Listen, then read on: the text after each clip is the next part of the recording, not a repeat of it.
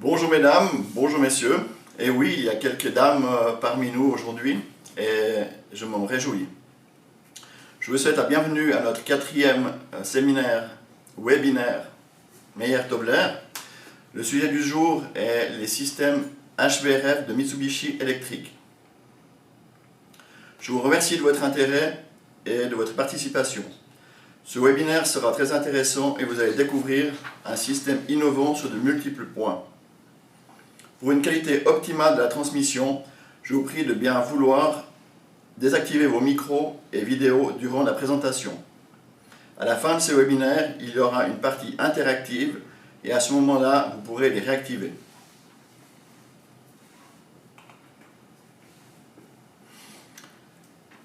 L'agenda, notre webinaire se divisera en 3 parties. Le bloc 1, l'accueil et présentation de l'organisation Système climatique suisse romande de Meyer-Tobler.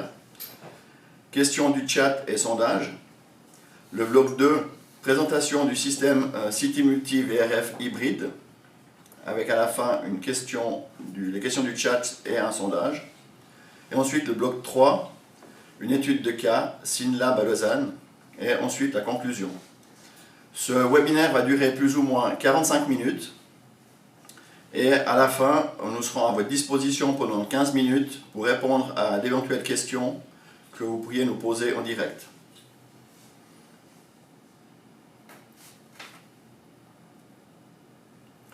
Vos attentes envers ce webinaire, nous avons fait un petit sondage et nous avons déjà reçu quelques questions. Les voici. Régie.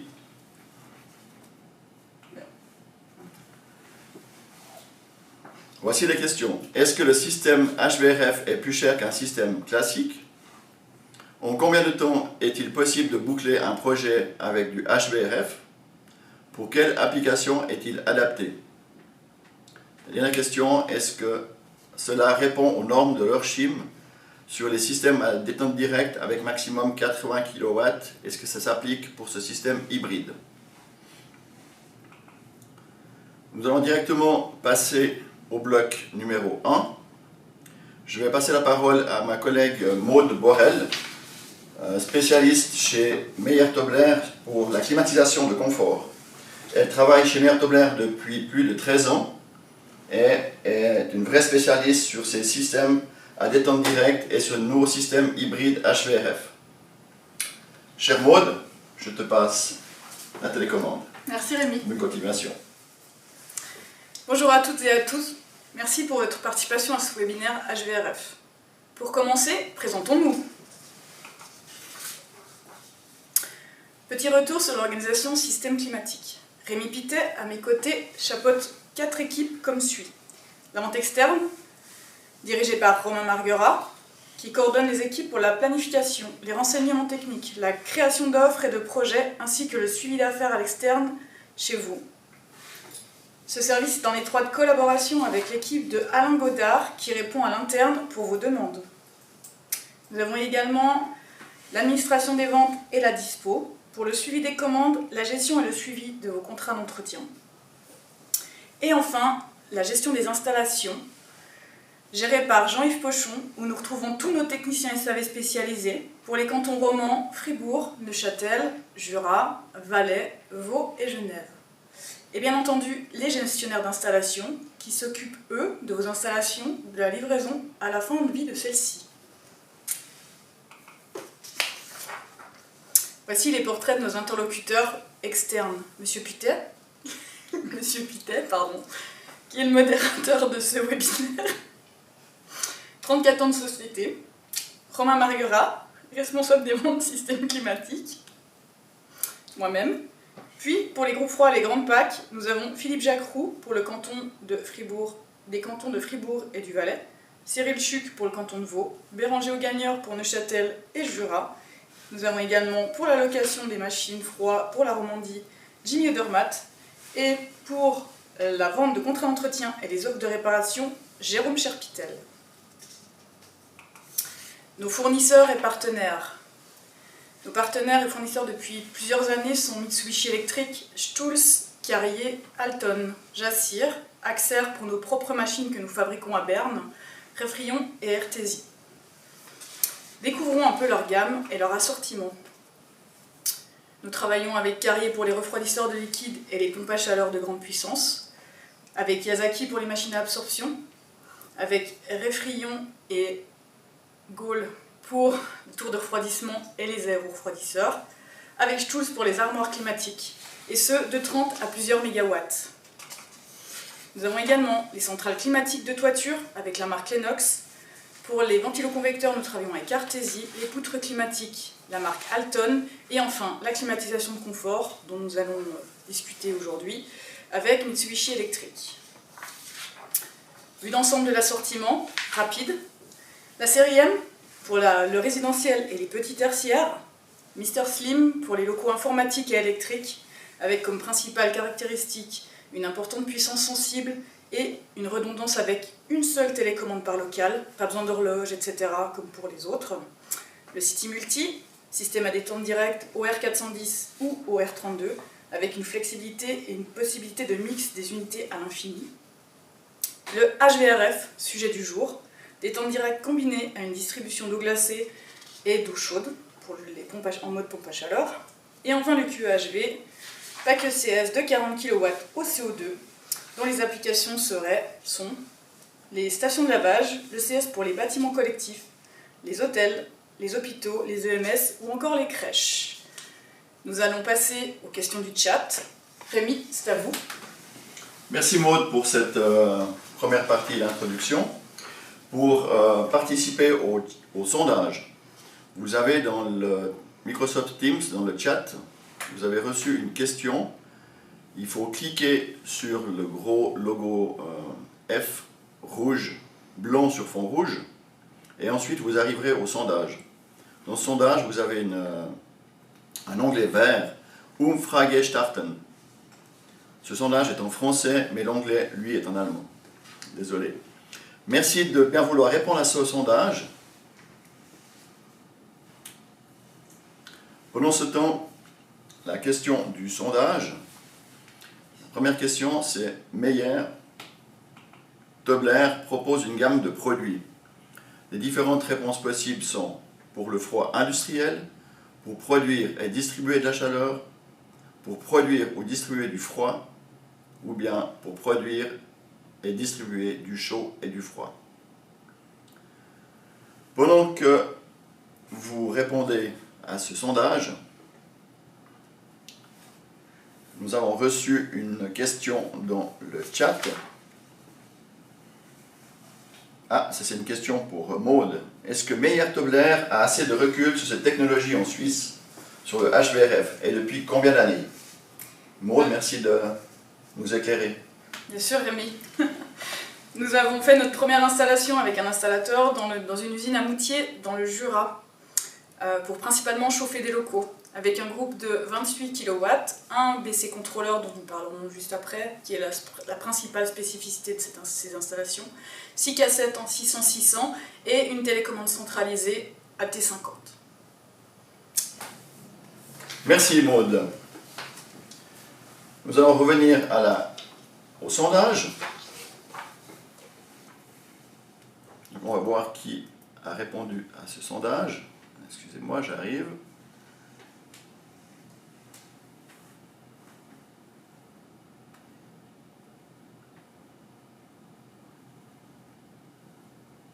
Je manipule le sondage en attendant que les réponses arrivent.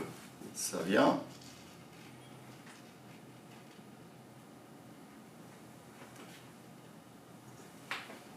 Voilà, nous avons reçu l'évaluation ici que vous avez en ligne. Alors, félicitations, beaucoup ont déjà répondu et beaucoup ont répondu juste. Bien entendu, Meyer-Tobler propose des solutions pour produire et diffuser du chaud et du froid. Merci beaucoup. Nous allons passer au deuxième bloc de ce sondage. C'est une partie plus technique que Maud va vous présenter les différents composants du système. Merci Rémi. Le système HVRF, en bref. Technologie à 2 tubes au monde. Premier système à 2 tubes au monde permettant le chaud et le froid simultanés. Mitsubishi Electric est le seul à proposer ce système hybride permettant d'installer de la détente directe. Merci Rami. Mitsubishi Electric est le seul à proposer ce système hybride permettant d'installer de la détente directe, entre guillemets, jusqu'à 400 kW. Je vais vous présenter cette technologie dans ce bloc avec tous les avantages et les détails techniques de ce produit. Il allie efficacité, confort et flexibilité et il est facile à planifier. Nous arrivons donc sur le premier système à 2 tubes au monde. Ce produit est disponible au R410 et au R32. Nous le planifions désormais plus qu'au R32, de 22 à 56 kW, multipliable jusqu'à 400 kW pour rester dans la norme Orchille. Nous avons avec ce système, comme vous pouvez le voir, un groupe qui part sur un HBC, comme on dit dans notre langage, avec 2 tubes de fluide frigorigène. Ceci peut aller jusqu'à 100 mètres entre le boîtier et le groupe extérieur. De là, du boîtier, nous partons sur chacune des unités intérieures pour diffuser du froid ou du chaud via le fluide caloporteur qui est l'eau. Nous avons la possibilité d'avoir 60 mètres de ligne entre le groupe, entre le boîtier et les unités intérieures et jusqu'à 3 HBC contrôleurs. On constate sur le schéma présenté que chaque unité intérieure n'a que 2 conduites hydrauliques. Ce qui est l'avantage de ce système, en fait. Nous allons voir justement sur le BC contrôleur ce qui est le plus avantageux. Nous allons aller de gauche à droite. Nous voyons les raccordements pour le fluide frigorigène de l'unité extérieure en tout premier lieu. Ensuite, les diverses sorties. Donc là, nous avons un boîtier de 16 sorties qui est présenté pour les raccordements d'entrée et de sortie de l'eau pour aller sur les unités intérieures.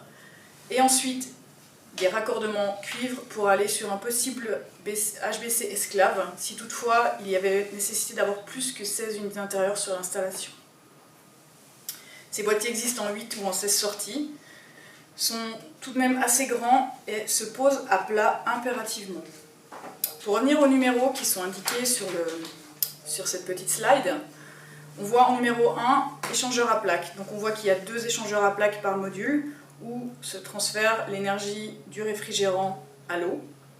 Ensuite, nous avons des pompes pour faire circuler l'eau chaude ou froide pour aller sur les unités intérieures, et ensuite des vannes de contrôle pour gérer le débit.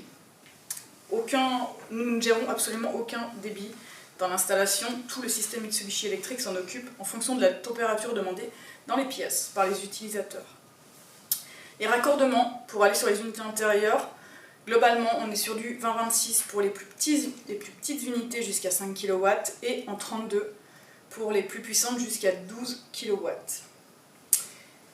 Comme je vous l'ai dit précédemment, nous planifions principalement du R32 et nous conseillons de mettre ce boîtier dans un local que nous pouvons fermer et sur lesquels nous allons pouvoir vous proposer les diverses solutions de sécurité pour le R32 puisqu'il est A2L. Soit des alarmes visuelles, sonores, de la ventilation, selon le poids de charge de la machine, qui dépend de la longueur frigorifique des lignes précédemment discutées. Ces avantages: très flexible, faible besoin de matériel, ne nécessite pas de pompe puisqu'elles sont déjà dans les boîtiers, pas de réservoir, à part un vase d'expansion qui se raccorde sur le HBC contrôleur, et pas de vanne de commutation supplémentaire, elles sont déjà dans le boîtier. L'ensemble des commandes. C'est easy, comme on peut dire. On reprend toute la technologie de communication et de commande de Mitsubishi Electric qui existe déjà pour série M, Mr Slim et VRF. Donc du Mnet, et facile, les mêmes télécommandes, les mêmes fonctionnalités, on y arrive sans souci. Nous avons la chance chez Meyer-Tobler de pouvoir vous planifier de A à Z la fourniture de tous les accessoires hydrauliques qui sont sur ces installations. Le Express ou Metal Place pour la distribution, les vases d'expansion pour les HBC et les vannes d'arrêt qui sont nécessaires avec des purgeurs automatiques sur les lignes hydrauliques. Nous verrons un peu plus tard que le réseau de tuyauterie est complètement compact, a beaucoup moins de points de connexion et ça limite le potentiel de fuite et ça rend plus sûr que d'autres systèmes. La quantité de remplissage de fluide frigorigène est nettement plus faible, étant donné qu'une fois que nous sommes sur le boîtier, nous partons sur de l'eau, et c'est très flexible avec l'utilisation de nouveaux réfrigérants alternatifs. Nous allons comparer ces systèmes. Donc, nous voyons le système à 2 tubes, chaud ou froid, et les systèmes à 4 tubes, chaud et froid. Et on voit que sur le système à 4 tubes, vu qu'on était sur le système R2, nous allons continuer là-dessus. On voit que sur la partie de droite, sur le slide, vous avez un système à 4 tubes conventionnel avec 4 lignes par appareil. Or, quand vous regardez juste en dessous, le système hybride R2, vous avez 2 lignes, uniquement 2 lignes, et vous pouvez faire du chaud et du froid sur chacune des unités selon la demande. Une facilité déconcertante. On gagne également de la place à ne passer que 2 tubes au lieu de 4, comme sur les systèmes conventionnels. On n'a pas de vanne à rajouter, beaucoup plus facile, pas de 2 producteurs à mettre soit en toiture, soit en local en sous-sol, facile. Venons au fluide frigorigène. Avec les nouvelles lois, on doit réduire les poids de charge dans les machines. Et donc, entre un système au R410 standard VRF et un système VRF hybride au R32, on a abaissé l'équivalent en CO2 de 80% par rapport au système d'origine. Ainsi, le quota prescrit pour 2030 par le règlement relatif aux gaz à effet de serre fluorés est ainsi respecté.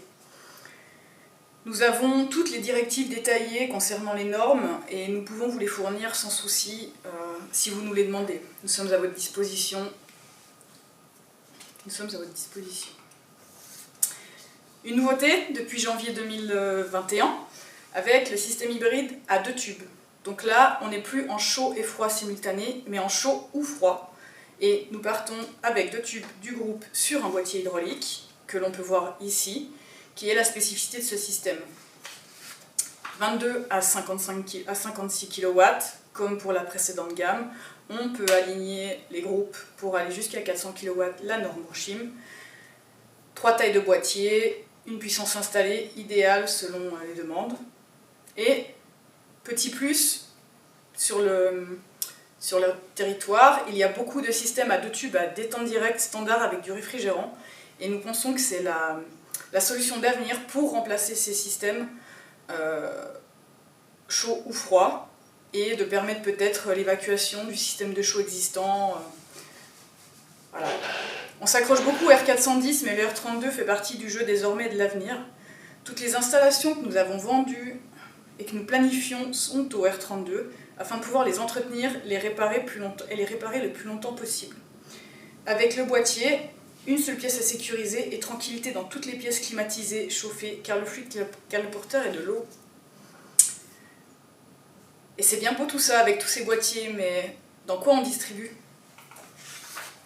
Alors on va distribuer dans 4 types d'unités intérieures. Les unités intérieures Mitsubishi électriques standard habituelles, des Muro, les PKFY de 1 à 5 kW, les cassettes 4 voies 600-600 de 1 à 5 kW et les 900-900 de 3,5 à 10 kW, des gainables horizontaux, faible, moyenne et forte pression disponible de 1 à 12 kW, et enfin des gainables verticaux encastrables de 1 à 5 kW avec une pression disponible possible de 60 pascal.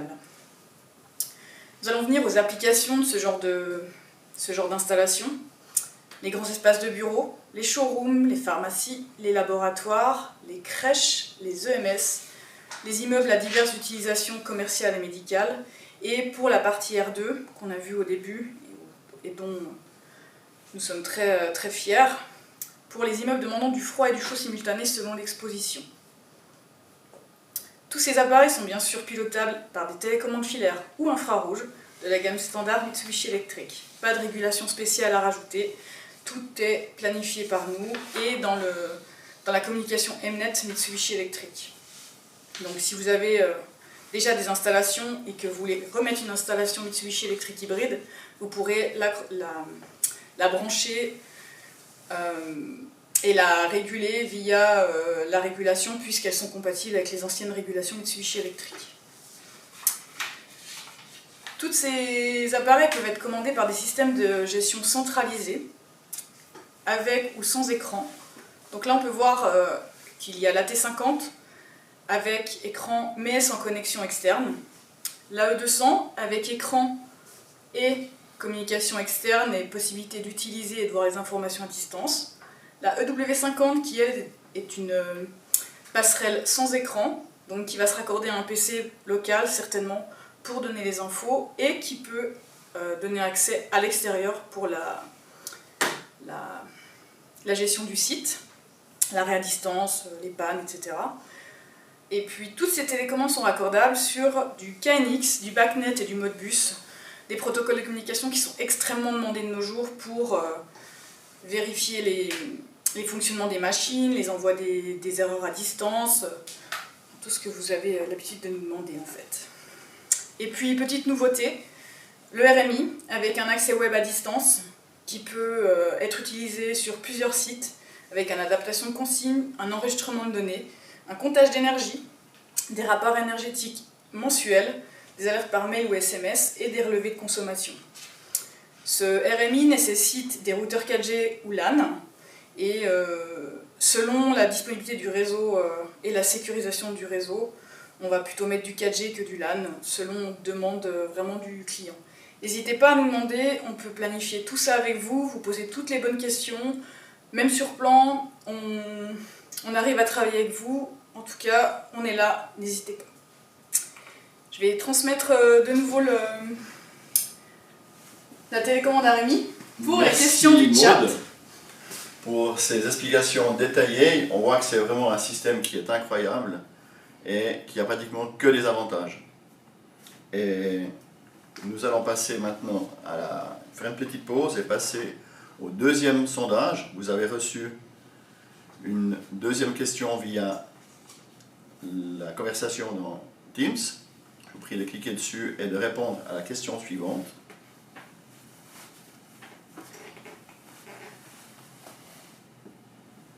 Voici la question suivante. Quelle est la principale caractéristique du système hybride de Mitsubishi électrique? Les diverses possibilités de réponse. Il ne fonctionne qu'avec du fluide frigorigène. Il n'est pas réversible. Il peut chauffer et refroidir simultanément. Ou il n'est pas adapté aux projets exigeants. Merci de répondre à ce sondage. En attendant, nous avons une nouvelle question dans le chat. Une question toujours pour toi, Maud. Pourquoi est-ce que ce système hybride est une technologie d'avenir? Alors, parce qu'il utilise une quantité très faible de réfrigérant, à faible GWP, et que celui ne circule pas dans la totalité du bâtiment. En effet, l'eau apporte les calories nécessaires à chaque pièce et le réfrigérant, lui, reste dans le boîtier et dans l'installation du groupe. Merci Rémi. Merci Maud. Donc nous allons passer à l'évaluation du sondage. Juste le temps que je bascule. Voilà. La question était peut-être un peu plus difficile. Tout le monde n'est pas d'accord. Alors non, ce système, il n'est pas réversible. Ceux qui ont répondu 40% à cette question se sont malheureusement trompés, mais je pense qu'ils ont dû se tromper de bouton simplement. Effectivement, notre système peut chauffer et refroidir simultanément. Et tout ça avec seulement 2 tubes finalement par appareil, au lieu de 4 d'un système d'eau glacée traditionnel. C'est juste Rémi. Tout ceci en utilisant de l'eau au lieu du réfrigérant. Merci Maud. Voilà, nous allons passer au bloc numéro 3.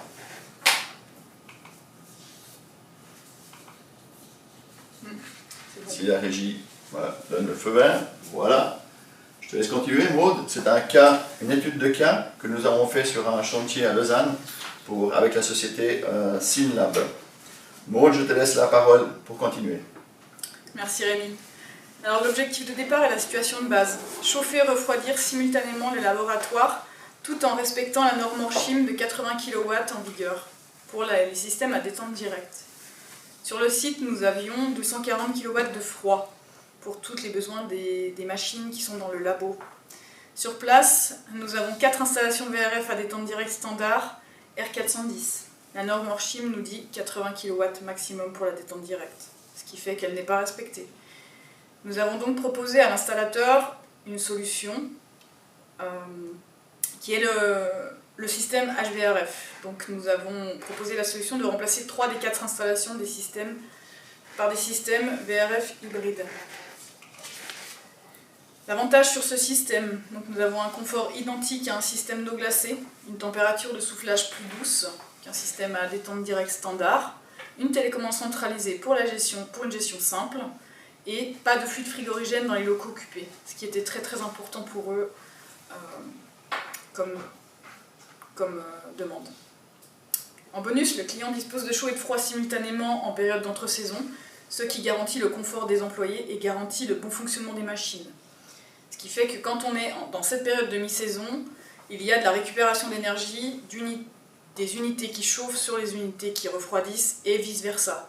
Et ça permet au compresseur de ne pas fonctionner systématiquement à 100% pour les demandes. Voici quelques photos donc, avec des unités murales qui sont dans la cafétéria. La demande était très très importante, donc nous avons dû installer 4 appareils de 5 kW afin de pouvoir subvenir aux besoins dans cette cafétéria bien vitrée et avec beaucoup de charge. Et puis nous voyons une cassette 4 voies 900-900 de type PLFY installée dans un des labos. Tout le reste de l'installation est fait avec des cassettes en dehors des muraux. Sur ce site, du coup, nous avons posé 3 groupes avec un total de 160 kW, 36 unités intérieures et 4 HBC contrôleurs, ainsi qu'une télécommande filaire, des télécommandes filaires par pièce et une centralisée que vous voyez là maintenant. On voit également un BC contrôleur en vrai et pas un dessin, installé, un 8 sorties, on voit qu'il y a un bac à condensat sur ce boîtier. On voit également le vase d'expansion et les sorties isolées en hydraulique. Une petite photo avec notre installateur, Monsieur Affolter, de chez Suisse Calories, avec leur responsable de l'infrastructure de chez Synlab, Monsieur Pascal Weber, et Marc Dufay, notre technicien spécialiste sur l'hybride, qui a mis en service ce système, ainsi que moi qui ai fait la planification avec Thierry Affolter. Au total, il aura fallu 5 mois pour la mise en œuvre de ce projet, avec un chiffrage en juillet 2020 et une mise en service à Noël 2020.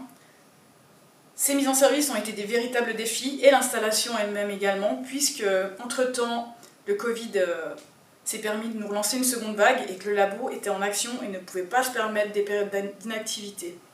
Du coup, les équipes de Suisse Calories ont travaillé la nuit et nos équipes, pour les mises en service, ont travaillé également la nuit. Un véritable challenge, une véritable réussite. Rémi ? Merci Maud. Félicitations à tous les acteurs de ce magnifique projet pour leur engagement et puis la réalisation parfaite sur site. Nous allons passer à un dernier sondage. Vous avez reçu une question de nouveau via le chat.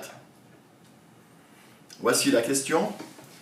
Quel argument a conduit, ou quel besoin a conduit au remplacement d'une partie de l'installation de base? Les différentes possibilités de réponse: remplacement des installations au R22, remplacement des installations par non-respect de la norme Orchim, le Covid-19 ou l'agrandissement du site. Merci de répondre à cette question. Nous avons encore une question dans le chat. Bon, je te laisse.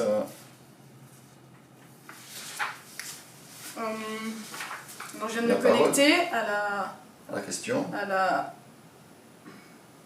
la question qui est en ligne pour peut-on faire de la récupération de chaleur, qui est indiquée.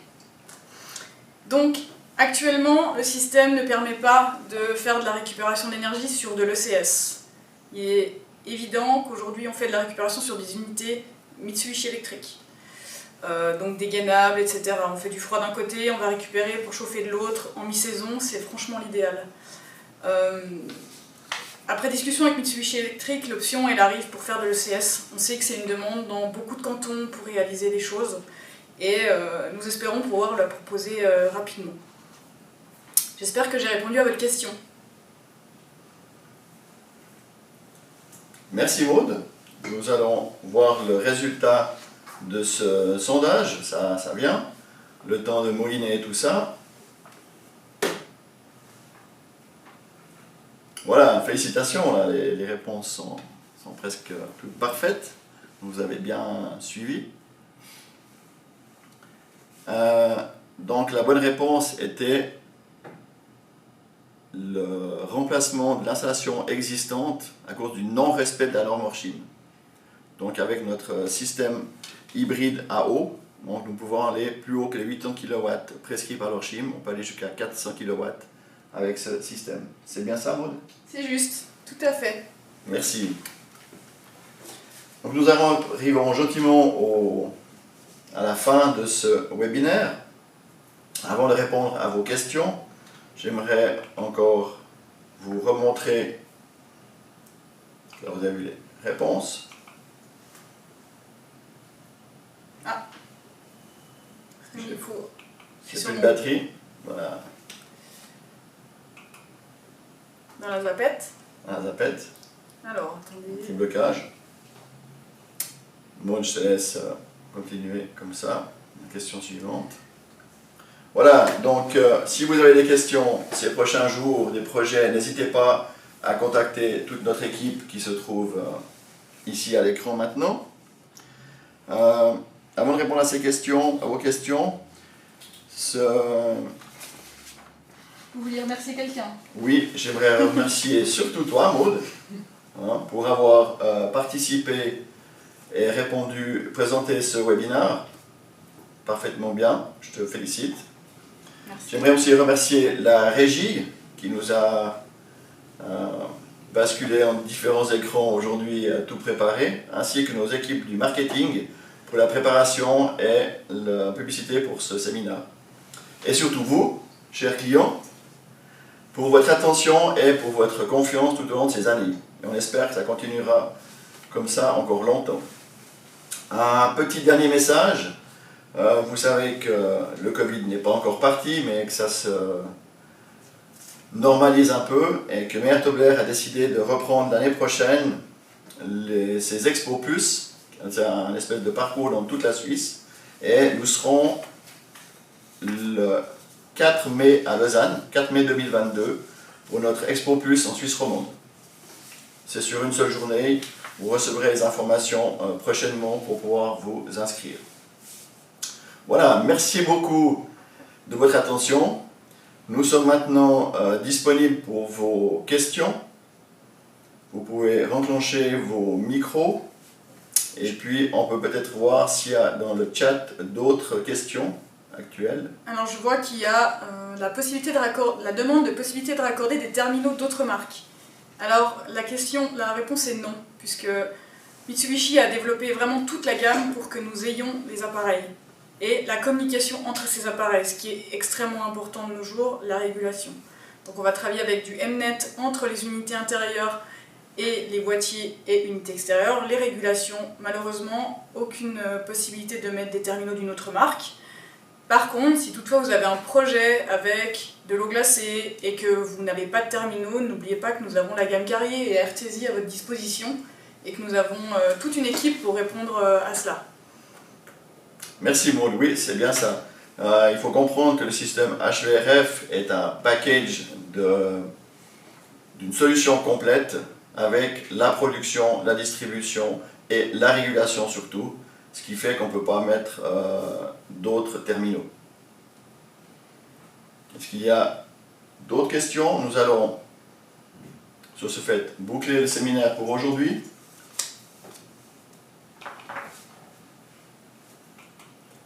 Restez en ligne si vous avez d'autres questions. On vous répond. On vous répond.